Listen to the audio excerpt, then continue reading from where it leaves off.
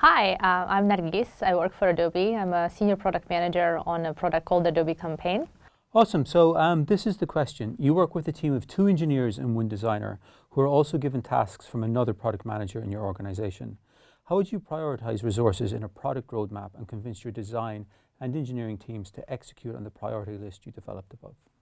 That's a great question. Thank you. Just to make sure I understood the question correctly, I am working with a team of 2 engineers and a designer, and they're also given tasks by another product manager, and my job is to ensure that they execute on the priorities that I have defined. That's correct. You need to convince the engineering team to execute on your priorities. Got it. Thank you so much. Of course. Is there a number of features that I have to prioritize in my backlog? How many do you think you can have? Okay, so as a product manager with lots of ideas, I probably have 10 big ideas and 5 bugs and 1 technical dad or 3 technical dads. So, Whoa, that's ambitious. We'll say 3 big ideas, 3 bugs, and then maybe 1 technical debt item. Okay, sounds good. I will work with that. Now, in terms of my engineers, are both of them full stack or one of them front end? Is there any criteria or like that? For the purpose of the exercise, let's assume that both are full stack and that both have equal velocity. So here's what I will do as an approach. So in step 1, I will estimate the impact of each one of these features. So I'll do a scorecard estimation for each one of the features and rank them according to their impact. In step 2, I will work with my engineers to understand the level of effort that's required to develop the features. And finally, in step 3, I'll bring everyone together and conduct a workshop exercise for all of us to get on board with how do we want to approach that roadmap. So that would be my general approach. Does that sound like a good approach? That sounds fantastic. Yeah, thank you. Good. All right. So starting with the first step. So that's in the step 1, to understand the impact of each features. I will do some research and to get some data to arrive to that impact. Is there any data available to me that I could use to do this impact assessment? So what kinds of data would you want available to you to estimate the impact?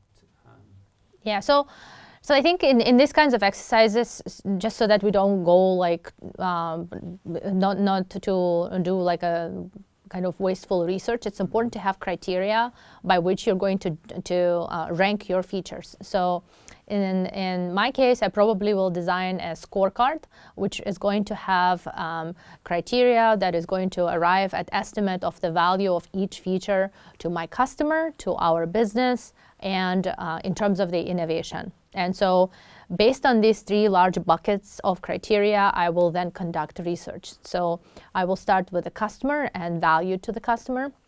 So in this area, I will probably collect different kinds of data points, both qualitative, quantitative, and industry data. So for quantitative, I would want to look at the data to see if there's any opportunities to improve our product, to make something easier for the customer, or decrease the number of hours they have to wait for something, or number of minutes that certain process takes. So those kinds of improvements and this kind of data points will give me a signal of how valuable this feature is in terms of a customer delight. Other things I could do is to conduct focus groups, user studies to really get some qualitative feedback in terms of how much value does this feature mean in terms of customer delight. And lastly, there's also some industry research and data and competitive information that I could use to arrive at this customer delight information. So moving on to the value to our business, really, I will probably think about 2 things. So the first one would be something like new business. How much new business can this feature potentially bring us? And kinds of estimates I can do in here is what is the total addressable market, or TAM, of that particular feature? How much of this total addressable market can we realistically capture if we were to develop it? And the second kind of thing I would look into in terms of looking at the value to the business are things like how much in terms of margin improvement can I bring in terms of the dollars or maybe hours that I'm going to save to my company if I were to develop that kind of a feature. So those are kind of the two arenas that I will really focus in terms of doing my impact assessment for the feature to the value to the business. And the last one is the innovative value or innovation, I call it. So it's really maybe looking at the data in terms of any kind of patents that we could file as a result of doing this feature, or any kind of competitive advantage that we can gain from doing this feature. So then, can you tell me more about why you would care about innovation as a criteria? Yeah, so it's very hard to estimate, but one reason I would justify having this analysis or having it as one of the rubrics for the features is that sometimes, even though the feature does not, or a certain kind of an investment doesn't bring immediate revenue, sometimes over a longer term that positions you for competitive advantage. A good example for that kind of an investment where it paid off could be this technology waves, the 3G, the 4G, the 5G technologies. The companies that are now leaders in the 4G and 5G technologies have made investments into 5G and 4G technologies 5 years ago, 10 years ago, and they had those building blocks there when the technology started to became commercial. And so being able to position yourself for a long-term success is one of the very important tasks that that we all should keep in mind. Excellent, thank you for that. That was a very good breakdown of why innovation is important as a criteria, and also a very good working of step one. Can you tell me maybe what step 2 and step 3 entail?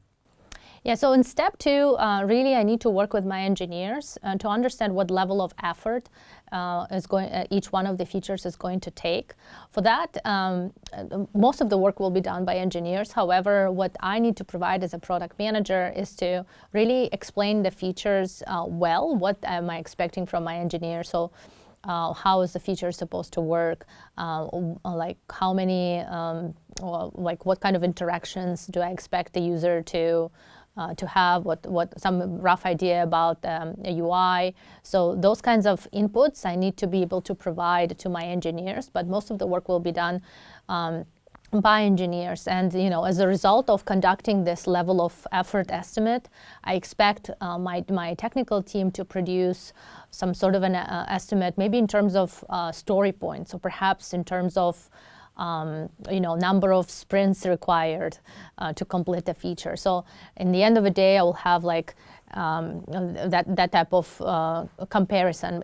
Each feature, how much effort does it take in comparison to the other features? So that would be the step 2. And finally, does that make sense? It does. It makes perfect sense. Thank you. All right, so now in step 3, what I will really do is to bring together all this research that I've conducted to prioritize the features by their impact, plus get the input from the engineers in terms of level of effort and what it takes to really build it.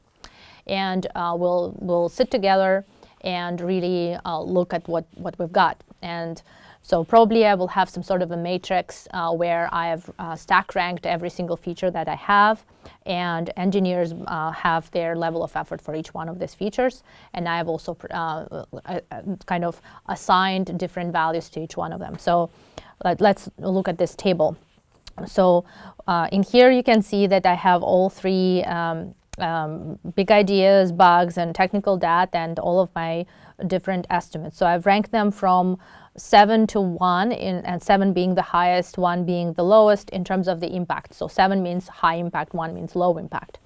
And you see I've assigned them different numbers across these different columns.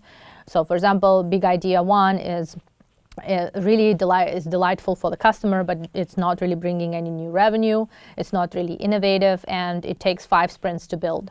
And so that's probably not the very first feature I will do. So Big Idea 2, on the other hand, has a little bit less of a delight, but still has a lot of delight, but has an impact on the revenue as well, and it's innovative. So maybe we can do paid patents and such. And in comparison to Big Idea 1, it also takes the same amount of engineering effort and a little bit less of the design effort. So can you explain what LOE and LOE design mean?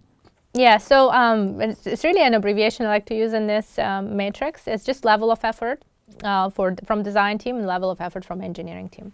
So some different teams would do different things, but you can think about it in terms of number of days it takes or number of weeks it takes to develop a certain feature.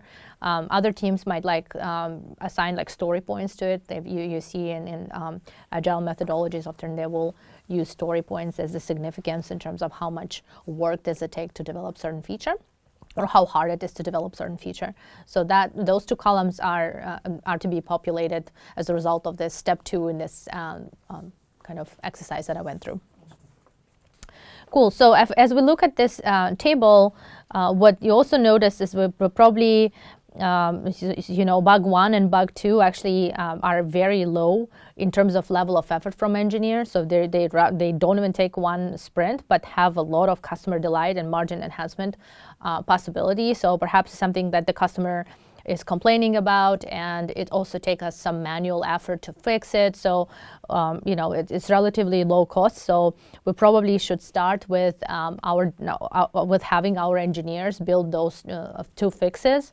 What it also gives us, you see, is that in the process, our design team can spend this time, because there is no design work required for any of the bugs of the technical debt.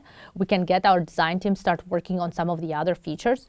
So probably I will get my engineers buy-in to develop fix for bugs 1, bugs 2, but design at the same time can go develop the features. And then while the engineers are focused on the bugs, the design team can go develop the UI, the user experience for our Big Idea 2. So, by the time that they're done, actually, we also have the design. So now engineers can get going. So that would be the kind of next thing I would suggest that we all work together. We should probably drop the Big Idea 3. If you look in here, we notice that the customers are happy about it, but it's not like they're ecstatic in comparison to everything else. And none of the other criteria, there's no impact in none of the other criteria. And it's the biggest level of effort in terms of engineers who will spend the whole time doing this Big Idea 3. So maybe we'll postpone this feature for now. A technical debt would be the next thing I would focus on. Probably you see it altogether, it comes to quite a bit of margin enhancement. Even though customer delight is there's a little bit, but there's also a significant margin enhancement. And it's not so much work, so it's just 2 sprints of work. So that would be the other thing I would work on. And so everything else. So typically this process of prioritizing roadmap items, I will do it iteratively, because new information always comes in. I'm working with the other PM. Perhaps they also have something impactful. Ideally, this kind of exercise we can also do if my task was actually to work with the other PM. I could also get the input from them, and we could put their features also into this matrix and compare which ones of them make the most sense to develop as a team.